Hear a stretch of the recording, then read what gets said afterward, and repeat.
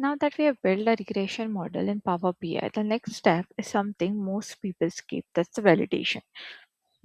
Because building a model is one thing and validating it is something that we need to check. So, why do we need validation? To ensure our calculations are accurate, to catch hidden issues early, and to build models we can actually trust. So, here are some common issues like null or blank values in your data, incorrect filter context, and unexpected differences in results. These issues are subtle but very important. First, always check your data and look for missing or blank values. Review your data set carefully. Ensure your inputs are clean because bad input makes the bad output. And cross check. Next, validate your calculations externally. Export your data to Excel. Recalculate slope and intercept. Compare the results. Step 3 will be to handle your blanks. One major issue in blank values is this: text can behave differently with blanks.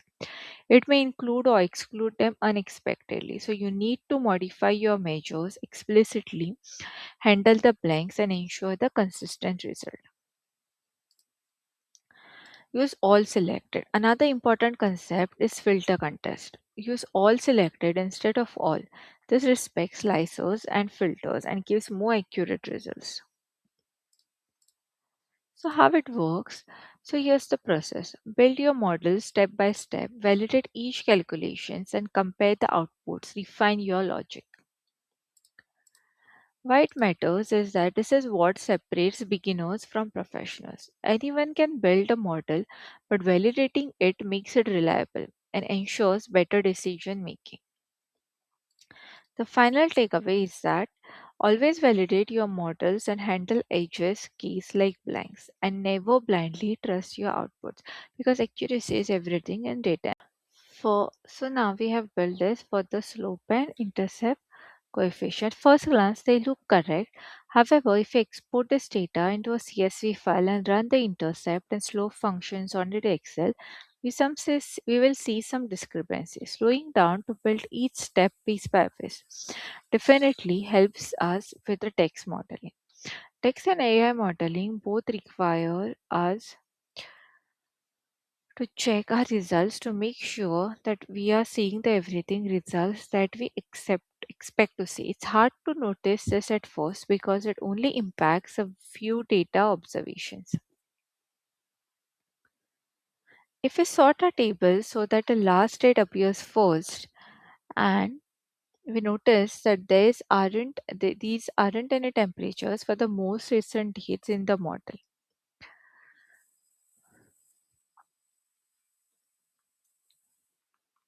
So let's just like sort the dates here. Okay. Okay. Now we are able to see there's like most recent dates in the model. Okay. So this is what it means that we need to validate our data before present day, but we see some blank temperature during this time period. So here we need to modify our end measure to take into account these blank values. So to take into so now for n, you can use our correlation calculations quick, and then we used in the previous chapter calculating the number of rows. Okay, just similar to the count, the correlation quick measure. We'll use all selected instead of keep filters to get the same results in our DEX measure output.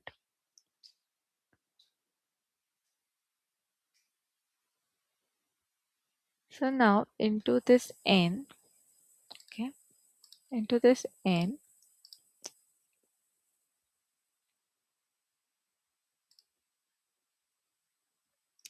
in our DEX measure output, so we are going to say n is equal to count rows function to count x. So let's just change this. We'll just delete it and we'll say count x. Okay.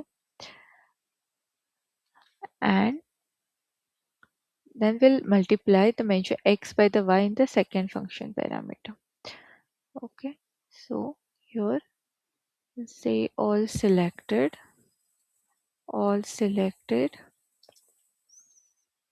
dates,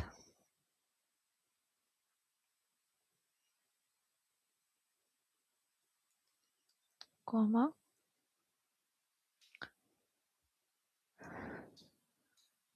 x into y.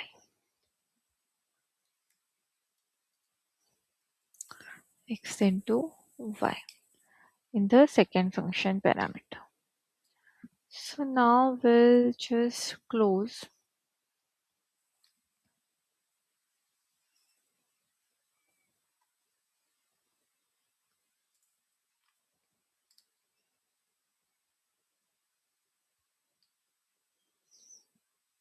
In the dates table, now y measure is in blank.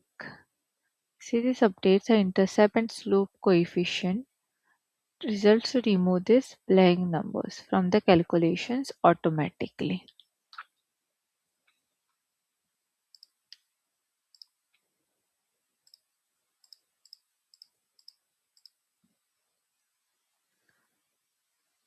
Once we confirm this linear relation calculate coefficients, we can use them in other parts of our dashboard regression modeling within the Power BI.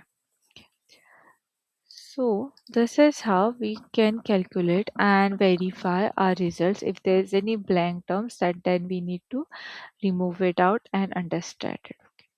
So hope you guys have understood this video.